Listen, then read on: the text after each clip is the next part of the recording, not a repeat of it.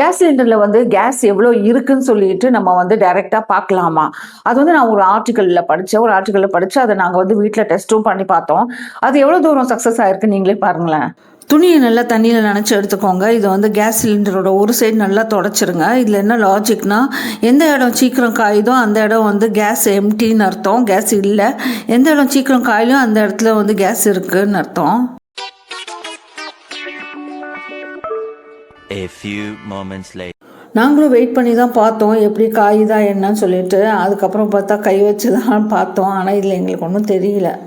இது ஜஸ்ட் நாங்கள் ட்ரை தாங்க பண்ணி பார்த்தோம். இந்த மாதிரி நீங்கள் வீட்டில் ஏதாச்சும் பண்ணி பார்த்துருக்கீங்க, இல்லது வந்து உங்களுக்கு வேறு ஏதாச்சும் டெக்னிக் தெரியும்னா நீங்கள் கண்டிப்பாக கமெண்ட்டில் ஷேர் பண்ணுங்கள். நாங்களும் தெரிஞ்சுக்கிறோம். இதோடு சேர்த்து நான் வந்து கேஸ் சிலிண்டரை பற்றி 2 தகவல் உங்கள் கூட ஷேர் பண்ணணும்னு நினைக்கிறேன். ஃபர்ஸ்ட் பார்த்தீங்கன்னா, கேஸ் சிலிண்டர் ஏன் சிலிண்டரிக்கல் ஷேப்லேயே இருக்குது. அது வந்து ரெக்டாங்குலர் இல்லது ஸ்கொயர் ஷேப்பில் கூட அது மேனுஃபேக்சரிங் பண்ணலாம்ல. இதில் பார்த்தீங்கன்னா ஒரு சிம்பிள் ஃபிசிக்ஸ் தாங்க அப்ளிகேபிள் ஆகுது. இப்போ கேஸ் சிலிண்டருக்குள்ளார இருக்கிற கேஸ் பார்த்தீங்கன்னா ஒரு லிக்விட் ஸ்டேட்டில் தான் ஹை ப்ரெஷருக்குள்ளார அடைச்சிருப்பாங்க. அப்போ as per physics high pressure closed கண்டெய்னருக்குள்ளார அடைக்கும் போது அந்த உள்ளுக்குள்ளார இருக்கிற ப்ரெஷர் வந்து ஈக்குவலி டிஸ்ட்ரிபியூட் ஆயிருக்கணும் உள்ளுக்குள்ளாரையே. ஸோ அப்போனா இப்போ நீங்கள் ரெக்டாங்குலர் இல்லது ஸ்கொயர் ஷேப் நீங்க பண்றீங்கன்னா அதுல வந்து கார்னர்ஸ் இருக்கும். அப்ப இந்த கார்னர்ஸ்ல போய் இந்த கேஸ் வந்து உட்கார்ந்துக்கிட்டு ரொம்ப ப்ரெஷர் கொடுக்கறதுக்கு வாய்ப்பு இருக்கு.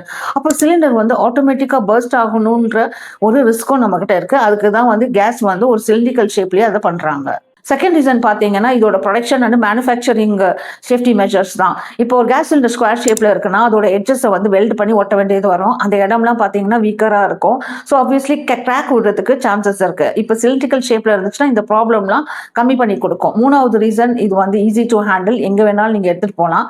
இது வந்து தரையில போற உருட்டுற ரீசன்னால இதுக்கு வந்து லேபர் காஸ்ட்டும் நம்மளுக்கு வந்து கம்மியாகும்.